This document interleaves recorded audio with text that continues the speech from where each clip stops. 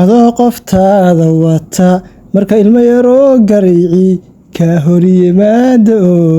dabada ku warwareejiyo ninkana aad la keentid gabadhaadii aad aragtid inay hore isku yaqaaneen ileen ciyaaraha way taqaaneen dagaal baa idinka dhexeeyo wad dagaalamaysaa waninkooda garcada ahaa wiil yar baa ku dayo ka soo baaxinaya wiilka yar waa ciyaalkii hore muxuu ahaa gabadhiisa la sheekaysan jiray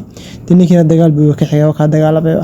dagaalku soo galay oo ka soo noqday isagoo kabihiisii baalkiya marka haddu ka xaysanaya naagtiis leeyahay xabiis daji dhib malaha kabtabal hagaajiso maxaa kugu dhacay waxaas dhib malaha uu soo raacda markaas ka dhib badan tahay marka muxuu ahaa naagta laga soo weeraro xaaladuna markaad maaragtay laacba soo jabtaad guursatid iska dhib badan tahay meel walba muxuu ahaa lugaha la gelisay oo boodboodaysa marka aduguna dhib ma lehe waxaad samaysaa haday taas kugu dhacdo iska yar dulqaado siraadkeen raga uu noqo xaalad raga weeye waxyaabo badan oo arkaysaa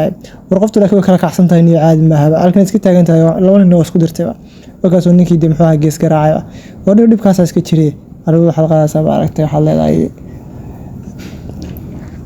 aduna waxaad leedahay heestii ahaan jirtay adoon bandarada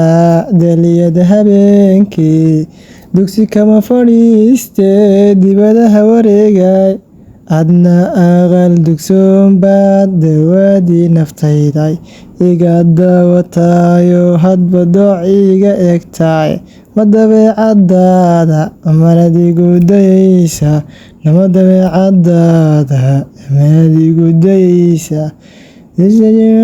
warkaasoo wallahi bilaad oraniga fanaan noqday oo isla yaabanahay cod xumadeeda iga raal noqda asxaabta qaaliga codkii duuxin yahay iska dulqaatan iyo waxaan aan dib u dhageysanayo kulay idinka ma dhageysanayo ku raaxaysanaye wana page-kana like ta share ta subscribe ta inta badaniyo la gaara meel fuuna gaarsiiyay maadaama aad muxuu ahayd nala socotaan waxaan jecel lahaa inaad meel fog gaarsiisaan oo aad kor noo qaadaan si daawashada iyo meel fogna u gaaro horumarna u gaaro